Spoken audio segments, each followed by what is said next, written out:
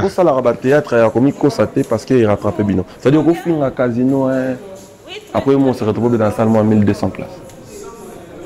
Pour ça, là, va chanter ça. Casino, Olympia, casino, la salle la plus mythique de l'Europe. La plus mythique de l'Europe. Il y a Olympia.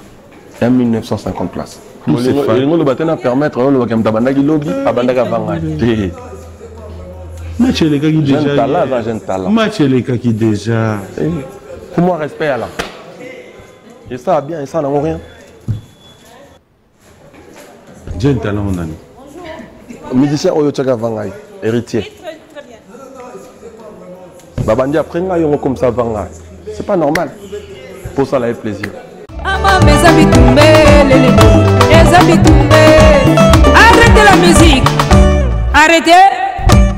Katazoba. Big up Kinshasa, big up Brazzaville, big up Belgique, France, Angola, États-Unis, big up Bozolanda Bisso de partout. On vous dit mbote bonjour. Nous sommes Boalououd TV, la meilleure chaîne YouTube du moment.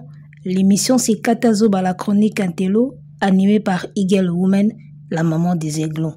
On revient avec ce nouveau numéro. Pourquoi? Parce que c'est pour nous un réel plaisir à chaque fois de partager ce moment avec vous. Restons ensemble, il n'y a pas de souci.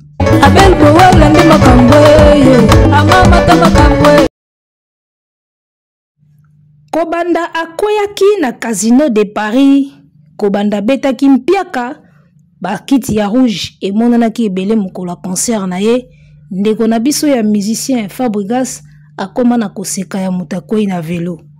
Ove na biso Quadra Yemba koseka nanga ya mutakoi na vélo. Fabregas le maestro depuis piaka ya Casino de Paris, on comprend que si les lots tu en souffres toujours. Tu continues à en souffrir. Piaka ya Casino de Paris beta ona mutu. Yo moko pena au téléman na pode mo simba micro tala pena sa lobi ouais. Il y a des vides. Ça toi-même tu l'as vu. Soni wana pasi wana ya mpiaka Casino ti lelo swaka yo kaka. Po sikona opona kolongola Soni na yo oya kaka pa héritier, au jeune talent. Yo moko yebi na très bien que héritier Watanabe n'est pas un jeune talent. Héritier à un jeune talent. Yo moko tindo vanda wana oyebi yango ki héritier Watanabe. Tangu na Bercy babanda ko belela héritier na Bercy yo zalaka wapi. Wana uzana matete zo bunda bunda na bakestra sima ndakwa. Alors muto a bandi carrière avant yo, a bandi pe koyebana na succès avant yo, a tche banzembo na balbum avant yo, o benge jeune talent kana loenge boité. Pour soi-disant yo banda carrière solo avant yo, ça n'a rien à voir. Musicien ba kontakaye, tango a démarré carrière et puis a yebani na mukili. Moi je pense que début artiste et musicien te banda ko compter en dès le moment où Atienzembo est cartonné et puis comme on a été à l'international. A Betty Basala Minini. Tu compteras déjà carrière à musicien à partir à Bongo. À partir à Bongo, déjà, tu compteras musicien. Parce que tant que vous avez un ghetto, boyo qui bien babenga ango ghetto, chaque artiste a eu un ghetto. Et le ghetto, ça compte pas. Bah, parcours, même il y a des grands artistes. On n'a jamais compté le ghetto. Les années ghetto, ça ne compte pas. C'est des années de formation, c'est des années de galère, des années d'apprentissage. Les années de ghetto, ça compte pas. Carrière ya mutu, tu banda ko compter en autant si abimi na ghetto. A beti bora liboso e cartonné, ba contrat yé, voyage yé, ba komo yemba ye nanzela. Ba tu ba komi ko lata kombo na ye. Ba komi ko se coiffer netiye, ba komo lata netiye. C'est là qu'on commence à compter maintenant carrière ya mutu. C'est là qu'on commence à compter carrière à mutu. Donc, le yo loko lo sala groupe avant héritier et comment on dirait moi avantage na yo moko boyeke yaza jeune talanga na banda avayi. O banda nini? O banda groupe na yo, mais banda musique avant héritier te. O banda carrière avant héritier te. Tout ce que héritier a fait dans la maison mère, ezaki déjà carrière mobimba. Ezaki déjà carrière. Nzembolo nostalgie na discographie ya musique congolaise ezo faire partir, ezo compter. Siko to bomango po yo bande orchestre liboso awata. Omoni Sony Sony mutezo sala yo. Fabregas, eza Sony ezo sala yo. Tu as donné le concert le plus nul de l'histoire de la musique congolaise. Même Binafila Beta Bongote. Je ne sais pas si toi-même tu t'en rends compte. Tu as donné le concert le plus nul de l'histoire de la musique congolaise. Et le Robeta na Casino wana. C'était le concert le plus nul. Banda musique na bisu bandi. Musique à désordre ndingo wana. On comprend parce que ça qui est visaté, mais ça reste une musique. Ça reste un concert désordonné, je suis désolé. Ça qui est visaté, mais on Schengen a boye ko pesa ba mission ba visa pour baya au grand complet. Bobeta concert ndingi zaki prévu, ça on comprend. Mais ça n'empêche que tu as laissé le concert le plus nul de l'histoire. Et malheureusement, tout ça à l'époque il y a digital. Ndingi zawana etikali. Etikali wano laksango ba koko na yo bana na yo tala concert koko na bina betaka ya liboso ya vinae. Désordre boy etikali bongo. Etikali bongo. Yango no moni makamusu na vie soit ozeli soit ou annulé pour betango ka bien. C'est important. Soit au reporter. Précis dans la tinate parce que concert na ya salité wana ya Casino de Paris na ba vie de belé etikali. Et là tio egola to carrière mobimba. Zala siko makasi osala ba prouesse belé pour effacer yango. Mais sinon les images etikali. Ndenge to mona ba Zénith ya Wera, ba Zénith ya JB, ba Zénith ya Bato. Ya yo etikali bongo Casino de Paris. Concert à Sony. Allié na TV, ozo continuer ko benga wata jeune talent. Dans ton âme et conscience, wat nandi wat na bata wat. Fabregas, dans ton âme et conscience, oyebi ki héritier za jeune talenté. Ya muta yembi sabino nostalgie, yo yemba nostalgie na kikoso po wana yo na oyeba niti. Oyemba nostalgie na kikoso.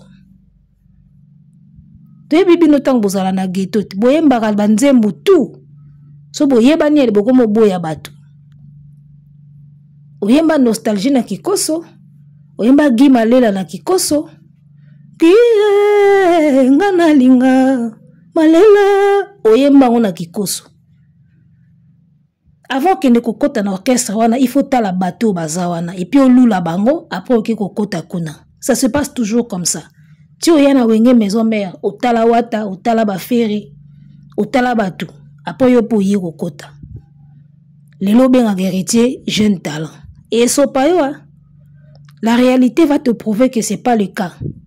Déjà bino wana bobeti ba concert na poto, différence déjà monani. Ça va continuer. On ne trompe pas la réalité. Oui, Rasonaïmba. On ne peut tromper la réalité. Dieu n'a jamais été corrompu. Et Zakoya, on ne peut tromper la réalité.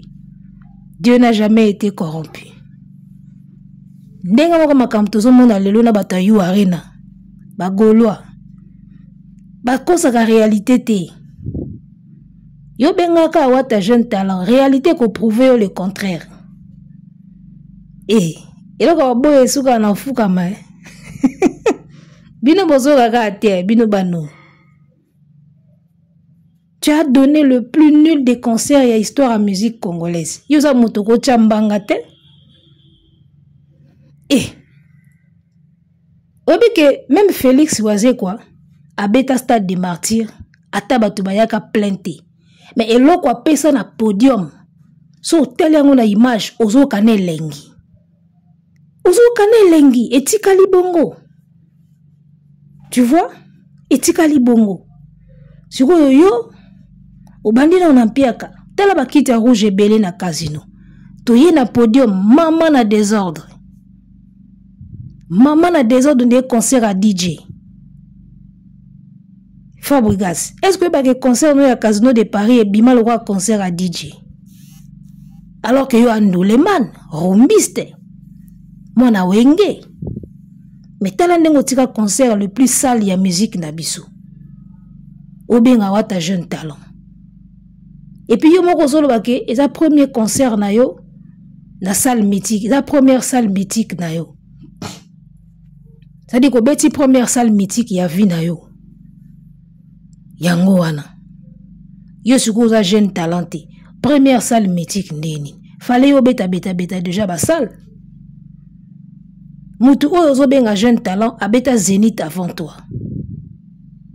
Abel Bower landi makambwe. Amama ta makambwe. Abel Bower landi makambwe. Amama ta makambwe. Yo silisi Bercy, place au sala kimpiaka, yo ranga Bercy. Sala on sounine. Casino de Paris. Fabregas obeti mpiaka na casino, aussi si casino, otie salle, otie spectacle na Zénith. Héritier oyo zo benga jeune talent, abeta Zénith avant toi, abeta ngo double na Werason. Donc a déjà une expérience y ba grande salle, wata wana bomona. Moto yo zo benga jeune talent, a une expérience ya obeta na sala munene. Zénith oyo zo kinde ko beta lobby yao. Première expérience na yo na ba salle ya minene, ezaki casino. Wata si abeta 2 fois Zénith avec Werason. Donc, obenga ke jeune talent ka na Sony.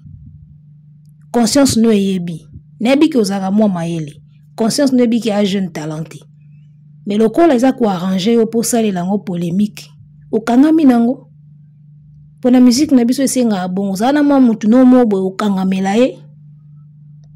Oye bano kende yo na ye. Okangama na oka na wata. Si ko po polémique simba. Lokola yo banda carrière solo avant, na benge ka jeune talent. Bodiembela ga wana et puis bovandi wana. Mais de toi-même, oyebi ki wata, aza jeune talenté. Yo mutabeta na koi. An expérience à scène, an expérience ya orchestration. Jeune talent la bongo. Muto abeta na wera ifo za na expérience ya scène, expérience ya orchestration, an expérience ya musique. An expérience. Yo bandi carrière avant wata. Mais oleki wata une expérience ya scène. Parce que bino bo bandi musique n'est pas ko poto ezaya okangama. Poto ezaya okangama. Da bozuna d'expérience ya saleté. Comment on a oka ndingo zaki joua na casino, on sent que expérience ya podium na nezati. Charisme ya podium na neza penati. Expérience ya maîtrise à scène na nezati. Trop de désordre, tu évites ce qui peut, bah musicien bah y a quitté, mais en tout cas tout le monde a eu c'était nul, c'était vraiment nul. Donc moi je ne pense pas qu'un jeune talent a Robert a déjà 2 fois Zénith na carrière naie, un jeune talent a yemba déjà na ba misa minene, jeune talent si a beta déjà ba nzembo ebele na ba album, a tia nzembo a succès, jeune talent ko za ndingo na te. Yaya. Jeune talent zara bongo te. Omoni. Et tu le sais très bien que Wata n'est pas un jeune talent. Wata za mukubwa moko boy. Oya saela kinde batu mingi. Avant misali la ye moko. Ça n'a rien à voir avec jeune talent.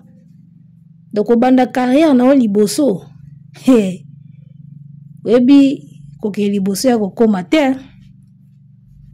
Par exemple, on a la musique na biso eze belé. Il y a un musicien qui a musicien qui a na TV. Mais les autres comparé ba écart.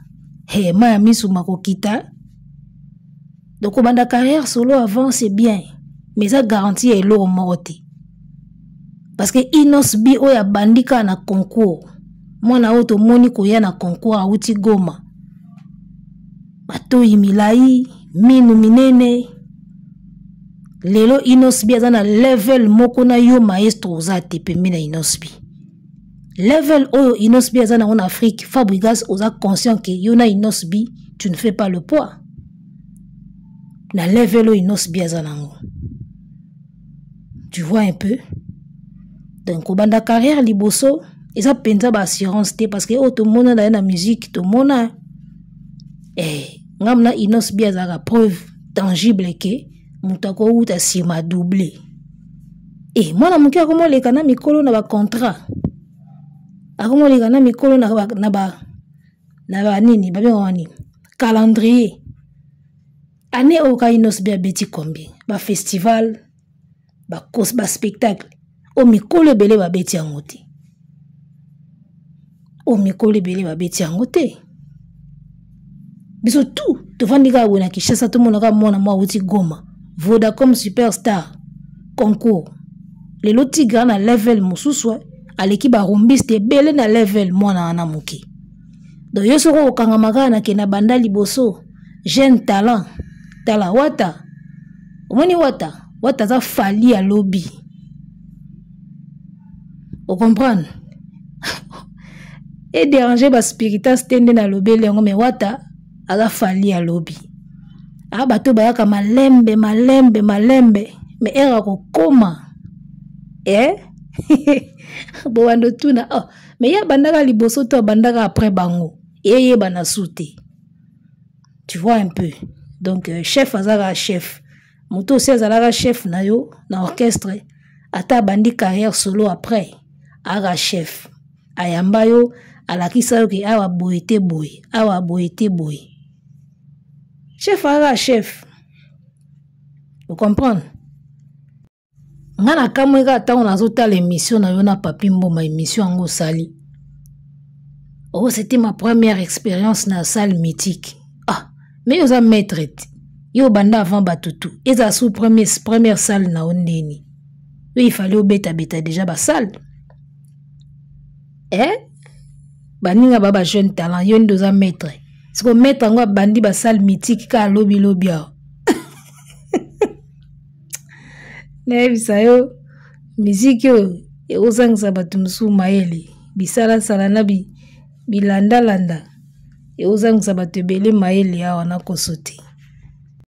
Héritier Watanabe aza aîné na yo na musique Fabregas il faut yeba ango toko senga yo te respecter parce que e ozala lokola mai na mukongo libata.